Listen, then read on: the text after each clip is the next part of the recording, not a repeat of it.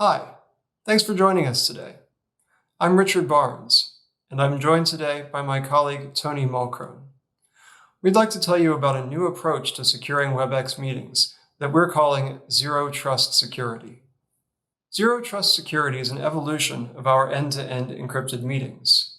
So first, Tony will provide some background about our approach to security and how end-to-end encryption fits in with that approach.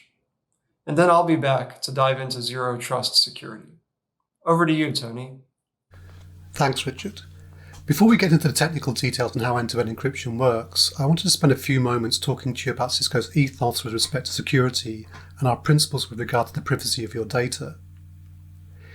If you read Chuck's quote here about privacy being a fundamental human right, it's arguably a prescient statement based on what's happened in the last few months. Certainly for us, what we've seen is that our customers' employees are now largely working from home, and business is now being conducted virtually rather than physically.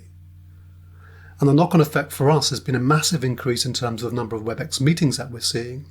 In fact, a fourfold increase in terms of the number of meetings that we're hosting. But with this move to the cloud, and the cloud now being the primary place where people conduct business, we've had additional questions from customers about how we're securing their data and how we secure the Webex cloud itself. So to summarize what we do, from the perspective of your privacy, we don't sell or rent your data to any third parties, and any data of yours that we do keep is securely stored in the cloud. For your security, all Cisco products and services are built to be secure by design and by default, and the team with the responsibility of ensuring this are Cisco Security and Trust Organization, who work with all of the business users within Cisco. They define the Cisco Secure Development Lifecycle that all developers must use when writing code, and also define and maintain the product security baselines and privacy assessments that all engineering teams must meet before we ship any product or service. With regard to transparency, if we find vulnerabilities, we'll publish them and their remediation on our Cisco PCERT website. And for information about the security compliance standards that we support, such as SOC 2 and ISO, or FedRAMP for federal customers, go to the Trust Center on Cisco.com and select the Webex page, and you'll find more detailed information there. So we'll look more closely at your data in the Webex Cloud in a few moments, but first let's look at the Webex Cloud Platform. So the Webex Cloud Platform is not just about meetings. Our cloud hosts other services as well, such as our Webex calling service, our Teams or messaging service, and contact center service. You can connect to the cloud in multiple ways. So, for example, using HTTPS to connect to the cloud from Webex apps and devices. If you're on premises using Call Manager, for example, you can also connect to the Webex cloud using SIP. And for media, we allow you to use a privately peered connection from your premises to our cloud. And with the Webex platform, all of these services are managed and administered from a single pane of glass, Webex Control Hub. So let's look at the Control Hub from a meetings perspective. So not only can an administrator set up Webex meeting sites, configure meeting types with bespoke features and assignees to users, but they can also view analytics and troubleshoot meetings as well. In fact, an administrator can join a meeting live and troubleshoot a meeting in real time if they need to. So we've looked at the Webex Cloud Platform. Let's have a look at what we do with your data once you've joined a meeting. So the first thing to note here is that standard Webex meetings are ephemeral. So a meeting that may start at 12 noon and end at 1 o'clock, for example, during that time you may be sharing a presentation from your desktop and discussing its content using voice and video. But with a standard meeting, when the meeting ends, we do not persist any of your data. We do not keep a copy of any meeting content in the cloud. You may, however, want to record your meeting. And if you do so, using our cloud recording service, we'll store an encrypted copy of your recording that you control, and a transcript if you need it, in the Webex cloud in your geographic region. Beyond recordings, for all meetings, we store data for billing and analytics purposes. So analytics may be used by you to troubleshoot a meeting, for example, or with your consent by Cisco TAC2. And if you check the Webex Meetings Privacy Data Sheet in the link below, you'll find details on the information that we store, how we store it, where we store it, and how long we keep that information for. The Webex Cloud also supports additional services that use AI and machine learning technologies. So services such as meeting transcription, closed captioning, face recognition, and noise detection. And the thing to note here is that these are all Cisco-owned technologies. We do not farm out your data to third parties for these services. They're all in-house. So we've covered the Webex Cloud and your data. Let's look at the various types of secure Webex meetings today. Let's first have a look at a standard Webex meeting. So a standard Webex meeting is one where users can join via the PSTN, from Cisco or third-party devices using SIP or H323, or via cloud-registered Webex apps and devices. The things to note with this type of meeting are that all of the media and signaling in the cloud are encrypted, as is the data from Webex apps and devices. For users joining a meeting from their phone, the media is not encrypted in the PSTN, so we encrypt the media at the Webex cloud edge. For SIP devices and H323 devices, encrypting the data that traverses the internet is optional, but we strongly recommend that you do so. So with the exception of the PSTN, all of the signaling and all of the media can be encrypted for this meeting, but it's not an end-to-end encrypted meeting. With standard meetings from any vendor, the cloud needs to have access to meeting encryption keys. This is because we're using standards-based SRTP to encrypt the media, and SRTP creates a pair of encryption keys for each leg in the media path. So if you look at the SIP device and SBC on the left-hand side here, using SRTP, they need to create and exchange keys to encrypt and decrypt media, and similarly for the SRTP leg between the SBC and the media server, and so on for each SRTP media leg in the meeting. So for meetings where you need to join from devices and services that are using SRTP, such as the PSTN or SIP, then every cloud conferencing vendor needs to access your meeting encryption keys. So what is an end-to-end encrypted meeting? Let's have a look. So the defining characteristic of an end-to-end encrypted meeting is that the cloud does not have access to your meeting encryption key. With end-to-end encrypted meetings, there are no SRTP-based devices or services in the meeting, and the meeting encryption key is not created in the cloud. With end-to-end encrypted meetings, the meeting host generates the meeting encryption key and shares it securely with all participants. To retrieve the meeting key, each participant generates a public and private key pair. They send the public key over TLS to the meeting host, and the meeting host uses this public key to encrypt the meeting key and return it to the participant, where they can decrypt it and join the meeting. So this is how Webex end-to-end encrypted meetings allow you to generate and exchange your meeting keys without sharing them with us. So where are we going next with end-to-end encryption, and what were the drivers for delivering it in the first place? So we introduced end-to-end encryption for Webex meetings about 12 years ago, and the development was largely driven by demand from very security-conscious customers who wanted additional levels of security and confidentiality, so finance customers, defense organizations, and governments, for example. But again, what we've seen this year is a big uptake in the use of end-to-end encrypted meetings. And the reason for this is that the fact that most business today is conducted virtually. So if you think about a boardroom meeting, it would typically be held in a physical location with some privacy assurances. Today's meetings have to be held virtually, and CXOs are asking us, how do I make this meeting confidential? Similarly, if you think about software developers sharing code that won't see the light of day for 4 or 5 years, they too want to know that nobody's going to see the code that they share in a meeting. So scenarios like these have led to an increase in the popularity of end-to-end encryption as it delivers security and privacy that many customers require today. But where are we going with it? So for some time now, we've been thinking about how we can make end-to-end encryption more extensible, more open and accessible to all vendors and not just a Cisco feature. So we've been working on a standards-based form of end-to-end encryption that will allow our customers to extend end-to-end encryption beyond the Webex app to devices and in time to other vendors' products too. And I'll pass you to Richard to share these details. Richard. Thanks, Tony. Zero Trust Security is an update to our end-to-end encryption story to provide you with even stronger protection. There are 3 pillars to this story. First, we're replacing the end-to-end encryption scheme we use now with one based on modern industry standards. Second, we're augmenting end-to-end encryption with end-to-end identity to protect against impersonation attacks. And third, we're extending support to include not just the Webex app, but also Webex devices. Standards have been a core part of our approach for a long time. Each name on this slide represents a core internet standard that Cisco has contributed to. Standards are especially important for security technologies. They're vetted by many players from across the industry, so you're not just taking one vendor's word that the protocol is secure. Increasingly, new security standards even have formal proofs of security. And the interoperability enabled by having a standard means that we can bring along our whole ecosystem. Several years ago, Cisco pioneered the core technologies for secure VoIP: SRTP for media encryption, SDP security descriptions and DTLS SRTP for key exchange, and SSO technologies for user authentication. With Zero Trust, we're doing the same thing again, adding an extra layer of standards-based end-to-end security. Secure Frames, or S-Frame, provides a lightweight extra layer of encryption.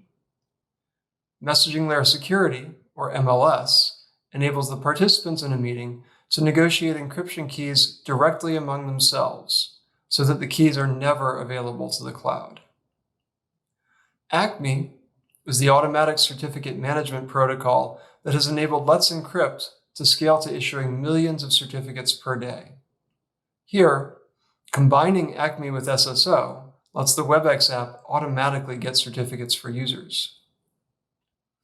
One benefit of open standards is that they go well with open source implementations. You're probably familiar with the open source libsrtp library that Cisco maintains.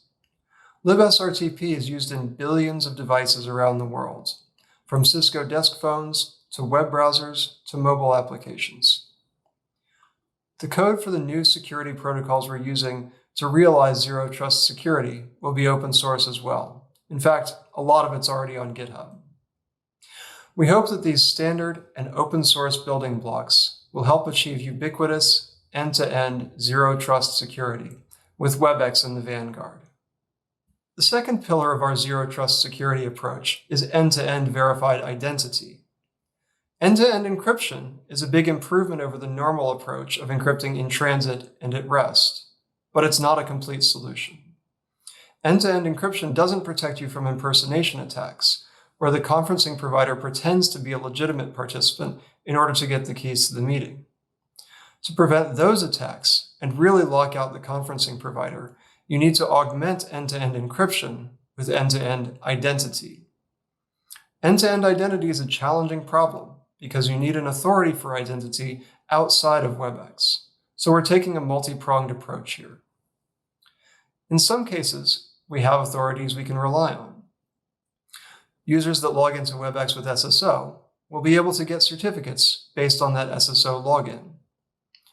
For Webex devices, we're providing tools that administrators can use to provision those devices with certificates. In both of these cases, the certificates are issued by a certificate authority that is independent from Webex based on information that Webex can't influence. Since Webex can't tamper with these certificates, authenticating users and devices in this way provides strong end-to-end verified identity. To make this possible, we're working with Let's Encrypt, the organization that certifies more than half of all websites. In cases where there's not an external authority, participants will get a certificate from Webex. A certificate from Webex doesn't provide end-to-end identity assurance, though, since the Webex CA could potentially issue a bad certificate. So we provide a security code that meeting participants can compare to verify that no participant is being impersonated.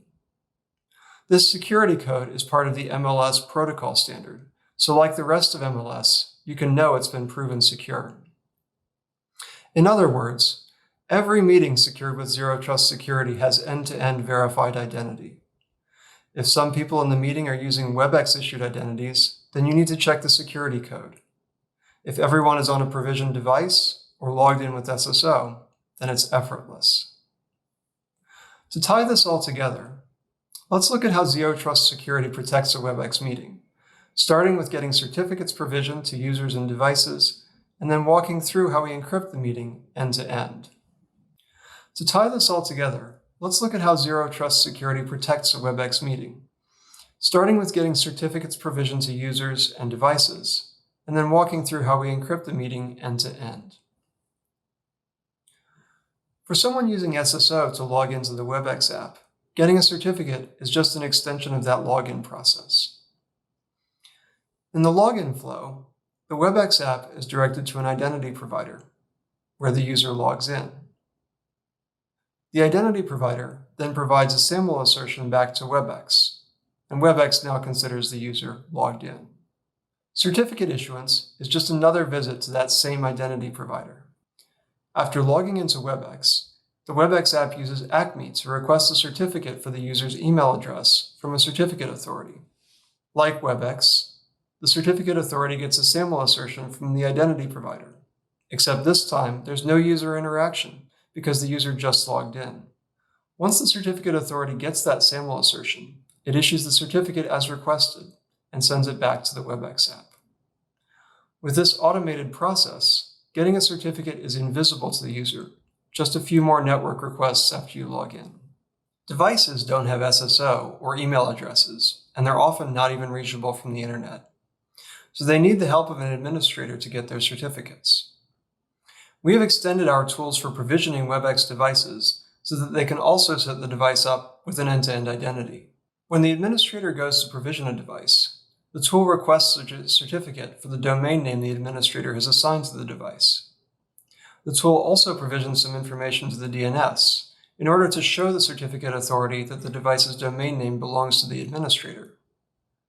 Once the certificate authority checks that this information is present, it issues the certificate to the provisioning tool, and then the tool provisions the certificate out to the device. For both the Webex app and the device here, you see a little package icon. That represents an MLS key package, which bundles the certificate together with other information that is used to generate encryption keys. In other words, the key package is how we move from certificates to MLS, from identity to encryption. When someone joins a meeting protected with Zero Trust security, they take a few extra steps to set up the end-to-end encryption in addition to the normal SRTP-based encryption. First, they ask to join by sending their key package to the host. The host replies with a welcome message that contains the host's key package as well as the information needed to set up an end-to-end encryption key. As a result, each participant can verify the identity of the other participant, and the two participants can use the encryption key to protect the meeting's content end-to-end. When a third participant joins, it works the same way. The new participant sends a key package to the host, and they get back a welcome message that tells them who is already in the meeting. The only addition here is that the host also tells the people already in the meeting about the new participant. Again, each participant can verify the identity of all the other participants, and all the participants in the meeting share an encryption key that was never exposed to the cloud. That encryption key has also been rotated so that the new participant can't decrypt media from before they joined. What we have described here today is the first phase of our journey to Zero Trust security, laying down a foundation of standards-based, formally verified cryptography, adding end-to-end identity, and bringing in support for Webex devices as well as the Webex app. This phase 1 will be available in the first quarter of next year. And consistent with our commitment to our customers' security, it will be free and available to everyone. The journey doesn't end here, though. We're looking forward to the next steps in a few directions. First, Cisco and our customers realize a lot of value from our ecosystem of partners. Our standards-based approach will allow partners to participate in Zero Trust security. We're already working with partners such as vBrick to make this possible. Second, the open architecture of our end-to-end identity system will enable a decentralized approach to identity so that we can verify identities directly with the organizations that own them. And finally, like Tony and Chuck said at the top, security is a fundamental human right. We're looking forward to making Zero Trust security a core part of Webex so that you get the highest level of security in any meeting, no matter how you connect. Thanks for joining us today. To learn more, please take a look at our Zero Trust security white paper, now available on our website. To get your hands on this technology as soon as possible, reach out to your account team about early field trials, which will be starting soon. Have a great day, and enjoy the rest of Webex 1.